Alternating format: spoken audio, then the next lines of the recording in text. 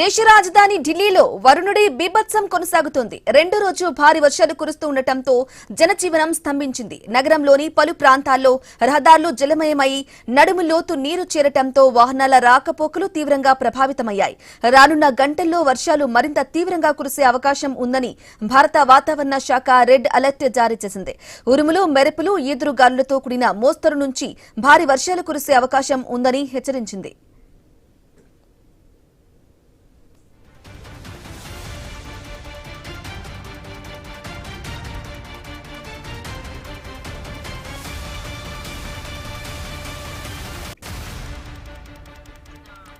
ఇక రాబోయే 2 నుంచి 3 గంటల్లో ఢిల్లీ అంతటా భారీ వర్షాలు కురిసే అవకాశం ఉంది.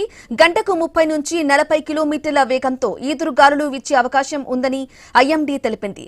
సెంట్రల్, ఈస్ట్, న్యూఢిల్లీతో పాటు north, north east, north west, Shahdara, south, south east, south west, west Delhi జిల్లాలకు ఈ హెచ్చరికలు వర్తిస్తున్నాయి. ఇక భారీ వర్షాల కారణంగా సోమవారం విమాన రాకపోకలపైన ప్రభావం పడింది.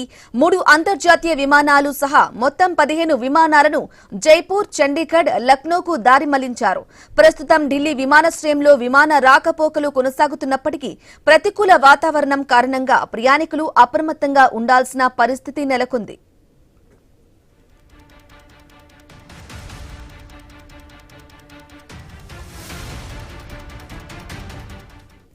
ఇక ఈ ఆకస్మిక భారీ వర్షాలకు వాతావరణంలోని గాలుల పరస్పర ప్రభావమే కారణమని ఐఎండీ అధికారులు తెలిపారు.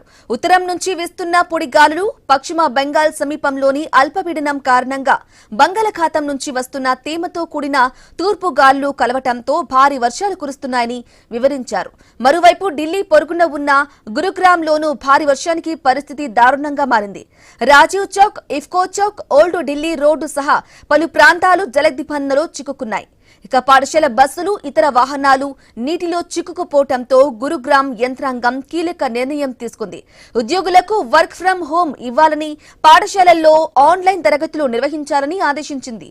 మొత్తంగా ఢిల్లీ, గురుగ్రామ్లో భారీ వర్షాలతో జనజీవనం అస్తవ్యస్తమైంది. మరోవైపు వర్షాలు మరింత తీవ్రతరం అయ్యే అవకాశం ఉందన్న ఐఎండీ రెడ్ అలర్ట్తో అధికారులు అప్రమత్తమయ్యారు.